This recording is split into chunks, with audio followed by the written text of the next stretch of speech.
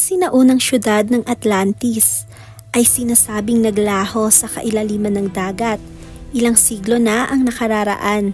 Ilan sa mga long-lost cities sa kasaysayan ay natagpuan na at isa nga rito ang ating tatalakayin ngayon.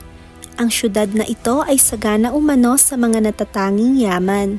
Ang mga Griego ay may tinatawag na syudad na ang pangalan ay Heraklion. Ang mga Egyptians naman ay may tinatawag na syudad na kung tawagin ay Thonis. Sa ilang daan taon, ang mga kung tawagin ay Egyptologists ay napapuzzle sa dalawang sinaunang syudad na ito.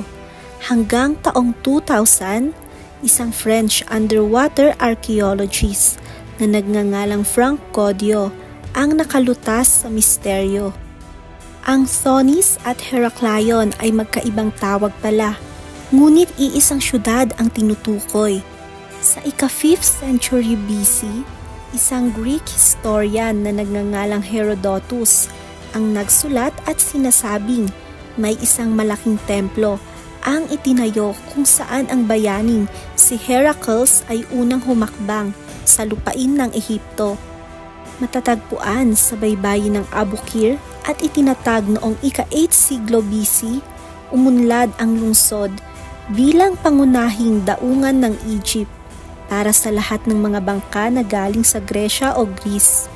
Ang mga kanal ay dumaloy sa buong lugar, bumubuo ng mga isla at daungan. Mahigit sa 700 sinaunang angkor ang natagpuan doon, kasama ng mahigit sa 60 mga barkong nalubog na nagmula sa pagitan ng ika-6 at ika-2 siglo BC. Dahil ang napakaraming kayamanan na nakuha ay nagmula sa panahong iyon, naniniwala ang mga siyentipiko na ito ang rurok ng lungsod. Nang itinatag ang Alexandria noong 331 BC, ilang milya sa timog at kanluran, nabawasan ng kahalagahan ang Thonis Heraklion sa larangan ng maritime. Sa mga hindi nakakaalam, ang lungsod ng Alexandria sa Egypt ay itinatag ni Alexander the Great. Ngunit ang templo ng Amun ay nananatiling mahalaga at marami sa mga artifact na natagpuan sa lungsod ay may mga ritual meanings, mga templo, estatwa, estela at mga banal na bagay. Ano kaya ang nangyari at kailan? Lahat ng natagpuan sa Thonis ay maaaring nagmula sa panahon ng pagtatapos ng ika-8th siglo AD o mas maaga pa. Kaya't naniniwala ang mga siyentipiko na ito ay lumubog noon kasama ng mga kalapit na lungsod ng Portus Magnus at Canopus para sa ilang mga dahilan.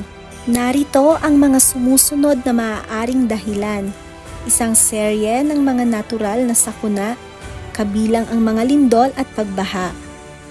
Unti-unting paglubog ng lupa, pinalala ng pagtaas ng level ng tubig.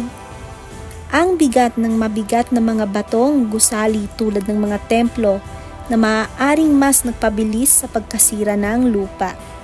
Sabi nga ni Frank Goddio, pag-aaralan nila ang lugar sa susunod na 200 taon dahil sa napakayaman nito sa material man o sa naibaon nitong kasaysayan. Ikaw, naniniwala ka ba sa mga sinaunang lungsod tulad nito?